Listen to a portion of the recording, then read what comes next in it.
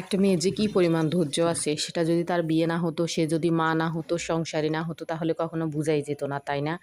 আমরা সব মেয়েরাই বিয়ের পরপরই মা হওয়ার পর তো আরও বেশি সংসারী হওয়ার পর মানে একদমই চেঞ্জ হয়ে যাই।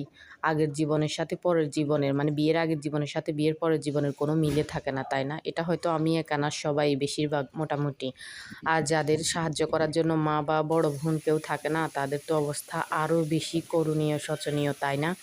আসসালামু আলাইকুম, কেমন আছেন সবাই? আশা করি সবাই আল্লাহ তাআলার রহমতে ভালো আছেন।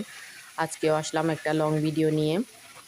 এখানে আজকে রান্না করব তেলাপিয়া মাছের মাথা দিয়ে কাঁচা কলা দিয়ে রান্না করছিলাম, সেটাই আপনাদেরকে দেখাচ্ছি। কাঁচা কলাটা আসলে এখানে একটা জিনিস বলার আছে, সেটা হলো খোসা যদি বটি দিয়ে বা ছুরি দিয়ে তুলি বা ফিলার দিয়ে তুলি তাহলে যে টেস্টটা হয়, আর একদম এমনি ছুরি দিয়ে কেটে খোসাটা টেনে টেনে তুললে হাত দিয়ে একটা একটা করে, ওইটার স্বাদ কিন্তু অনেক ডিফারেন্স। মানে সোজা কথা, খোসাটা যদি হাত দিয়ে তুলে রান্না করি একদম কলার মতো ছিলে, ওই স্বাদটা বেশি হয় দা বা বটি দিয়ে খোসা চিলাচ্ছে। যাই হোক, জ্ঞান দিয়ে ফেললাম।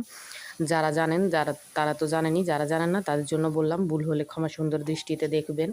এই তো রান্না যেভাবে আমরা করি আর ইউজুয়াল, মাছটা ভেজে নিলাম। প্রথমে কলাটাকে কেটে কুটে পরিষ্কার করে তারপর হলুদ দিয়ে ভিজিয়ে রাখছিলাম কিছুক্ষণ, যাতে কষটা কম আসে।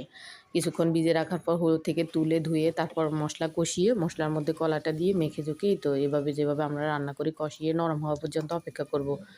নরম হয়ে গেলে টমেটো দিয়ে তাও আর একটু কষিয়ে অপেক্ষা করে তারপর মাছটা দিয়ে অ্যাড করে দিব, তাই না?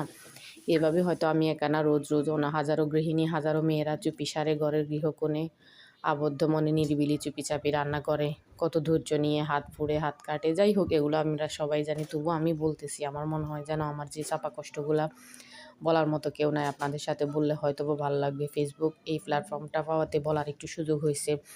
যাই হোক, নিজের মা বাবা যখন নিজের বিবাহিত মেয়েটাকে দেখে তারাই চমকে যায় যে আমার মেয়েটা কী ছিল, কী হয়ে গেল, একটুতেই রেগে যাইত, কত সমস্যা ছিল তার। এখন সংসারী হওয়ার পর সে আস্তে আস্তে সব কিছু মানিয়ে নিয়ে নিজেকে একদম মিশিয়ে নিয়ে সুন্দরভাবে গুছিয়ে সংসারটা করছে। যারা ভিডিওটা দেখছেন অসংখ্য